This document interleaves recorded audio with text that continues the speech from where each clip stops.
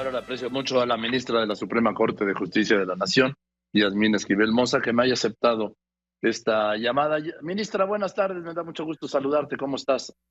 Muy buenas tardes, muy bien, Joaquín, me da mucho gusto saludarle a usted y a todos sus televidentes, radioescuchas. Muy bien, muchas gracias. Gracias, la ministra Yasmín Esquivel Moza es pues la presidenta de la segunda sala de la Suprema Corte de Justicia de la Nación, acaba de rendir su informe. ¿Qué asuntos ve la segunda sala, ministra?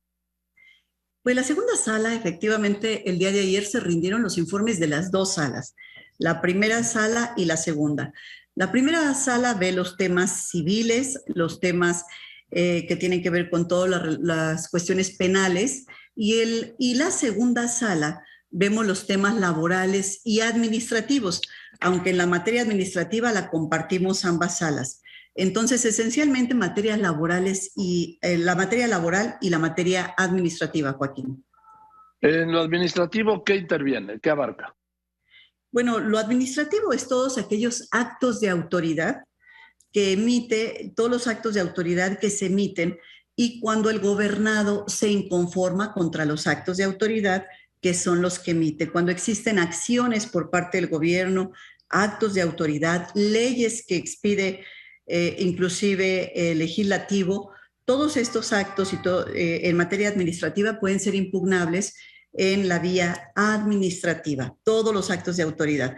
Normalmente cuando vemos la materia civil o penal, generalmente es entre dos personas, entre dos particulares. En el caso de la materia administrativa, Joaquín, es cuando existe un acto de autoridad y hay un gobernado que se inconforma con relación a esos temas. O sea, ministra, estaríamos hablando, ministra, de que todos los amparos que solicita un ciudadano contra un acto de gobierno caen ahí en la segunda sala. Todos ellos son llegar. materia administrativa y lo ven los tribunales colegiados en materia administrativa. La segunda sala vemos aquellos asuntos que llegan a la Corte por su relevancia, por su importancia, por su trascendencia, porque tienen un tema de orden constitucional. Es decir, son los menos los asuntos los que vemos cuando existen criterios que puedan ser relevantes. Por ejemplo, en este año resolvimos cerca de más de 1,500 asuntos. El 90% de los asuntos que nos llegaron, más los 139 que teníamos del año anterior, resolvimos el 90% de los asuntos y todos estos asuntos fueron en materia laboral y materia administrativa. Pero los asuntos que se reciben en colegiados en materia administrativa, pues son miles y quizá cientos de miles de asuntos que reciben los colegiados en materia administrativa. Nosotros únicamente vemos aquellos de importancia, trascendencia y que tengan además un tema de orden constitucional, Joaquín. Por ejemplo, el recurso que presentó el INE contra su recorte de presupuesto, ¿lo ve el Pleno o lo ve primero o lo va a ver la segunda sala? Este asunto que presentó el INE contra su presupuesto lo va a ver el Pleno. Es un asunto que ya fue admitido y lo va a revisar el Pleno y es donde se va a estar analizando en esta ocasión. Nosotros lo que vemos en sala son los amparos directos en revisión, amparos en revisión y algunas controversias constitucionales o acciones de inconstitucionalidad cuando no tienen la relevancia para ir al Pleno o bien cuando se van a sobreseer estos asuntos. Pero básicamente estos asuntos que usted menciona, Joaquín, son los que ve directamente el Pleno. Ahora sí. Sí, perdón. En el recurso contra el acuerdo del presidente que sella todo a la libre, a la transparencia con la figura de la seguridad nacional, eso tengo entendido que va a ir también al Pleno, ministra. Efectivamente, ese asunto tendrá que ir al Pleno también para que el Pleno determine su validez o su invalidez en caso de lo que vaya a decidir el Pleno en el momento en que toque el estudio de ese asunto. Se van a revisar y analizar pues todas las cuestiones que están alrededor de cada una de las controversias que usted menciona y una de ellas es esa. Oiga, ya son 4 ministras, ¿no? Nunca había ido 4 ministras.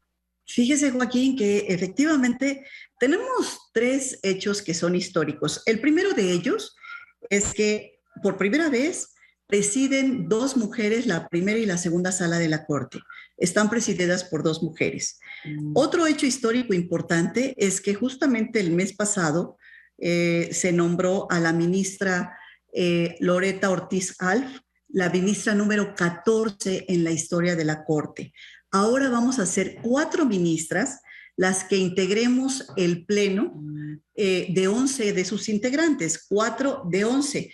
Eso nos parece que es relevante, es muy importante, no se había dado desde 1994, de la reforma constitucional del 94 a la fecha, no se había presentado esta situación donde esté la presencia de 4 mujeres en un pleno de 11 integrantes.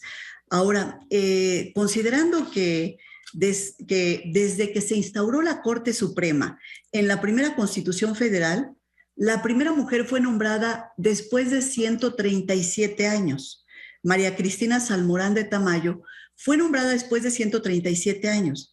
En la Corte ha habido cerca de 500 ministros a lo largo de su historia y solamente 14 mujeres. Los 3 últimos nombramientos fue de mujeres. Yo soy la número 12, la ministra Margarita Ríos Farjat la número 13 y la ministra Loretta Ortiz Alf, que se incorpora el próximo mes de enero, es la número 14. El próximo 4 de enero, toda vez que entramos en periodo vacacional el día de mañana. Y otro dato que es interesante en la presencia de mujeres en la Corte es que también en el periodo de receso que inicia el próximo 16 de diciembre y concluye el día 2 de enero, estaremos estas casi 3 semanas al frente de la Corte en el periodo de receso, la ministra Margarita Ríos Farjat y su servidora. También seremos 2 mujeres las que estaremos al frente de la Suprema Corte de Justicia estas 3 semanas, como en la comisión de receso, 2 mujeres en la comisión de receso. Y son datos relevantes, toda vez de que el avance de la mujer es importante en la vida pública del país.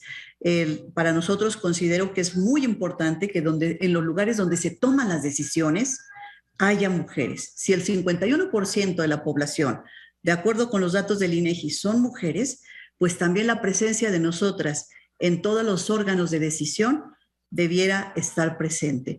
Y creo que eso vamos avanzando. Sí. Ministra, es impresionante lo que acaba de decir. En la historia de la Suprema Corte, más de 500 ministros y apenas 14 ministras, de las cuales pues 2 llegaron este año, ¿no? 3. Yo llegué en marzo del 2019, Margarita llegó en enero del 2020 y en noviembre del 2021 Loretta Ortiz. Sí. Sí, pues efectivamente, pues son recientemente las 3 últimas. Pues ahora solo falta que haya una ministra presidenta del Corte. Bueno, eso es una decisión que tendrán que tomar en su momento los integrantes del Pleno. El Pleno somos 11 ministros, todos con una trayectoria académica, profesional y una experiencia importante, y creo que cualquiera de los ministros de la Corte puede ser presidente, puede ser hombre o puede ser mujer. Sí, es relevante los datos que se están presentando. Ahora, en jueces y magistrados todavía tenemos pendiente un adeudo. Si bien es cierto, tenemos abogadas extraordinarias, valiosas, valientes en el Poder Judicial Federal, en cargos de decisión de juezas y magistradas, únicamente llegamos al 22%, Joaquín. Aún nos falta por avanzar también en la titularidad de juezas y magistradas dentro del Poder Judicial Federal, y eso, pues vamos avanzando con algunas políticas que ha tomado el Consejo de la Judicatura Federal, como por ejemplo concursos exclusivos para mujeres, lo que garantiza que quien llegue al cargo sea una mujer. Y han sido muy exitosos estas acciones afirmativas donde han llegado mujeres, pero a pesar de eso, apenas estamos en el 21-22% de la presencia de mujeres en los órganos de decisión como titulares de juezas o magistradas.